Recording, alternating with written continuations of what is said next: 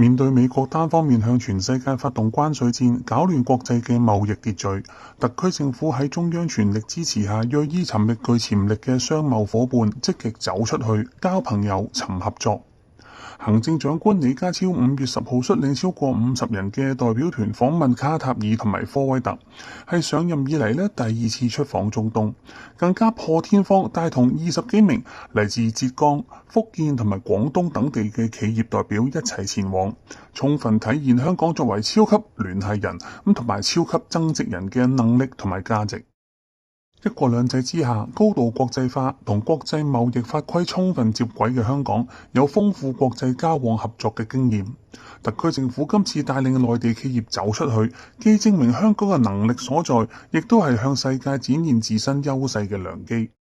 正如李家超所講，參與今次商貿代表團嘅香港同埋內地業界代表，可以展現內地同埋香港企業優勢互補，發揮協同效應，更加能夠提供全方位供應鏈服務。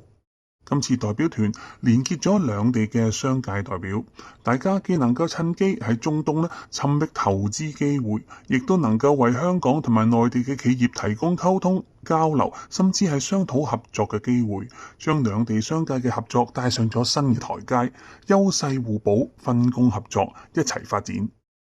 卡塔爾同埋科威特係中東經濟蓬勃同埋增長快速嘅國家，其中卡塔爾人均 GDP 位居海灣阿拉伯國家合作委員會海合會嘅成員國之首，亦都係中東重要航空樞紐之一。科威特則係海合會輪值主席國，佢哋嘅人均 GDP 係位居海合會成員國嘅第3。該國嘅主權基金科威特投資局係世界上最古老嘅主權財富基金，旗下管理資產超過咗7000億美元。中東國家近年積極推動多元經濟發展，着力走出對能源作為主要收入來源嘅依靠。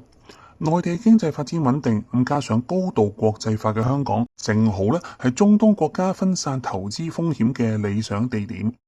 而中東地處亞歐非3大洲嘅交界，係連接東西方嘅重要交通樞紐。同中東國家加強合作，深化貿易關係，可以俾內地同埋特區藉住中東嘅地理優勢，構建新嘅貿易網絡。積極同內地企業攜手發展同中東各國嘅貿易關係，對國際化嘅香港無疑係尋求增長嘅好選擇。亦都係特區喺融入國家發展大局之中應當做嘅事。今次李家超率團出訪中東，除咗係特區政府大展拳腳拼經濟嘅又一舉措，亦都係香港發揮內聯外通嘅作用，更積極貢獻國家發展嘅體現。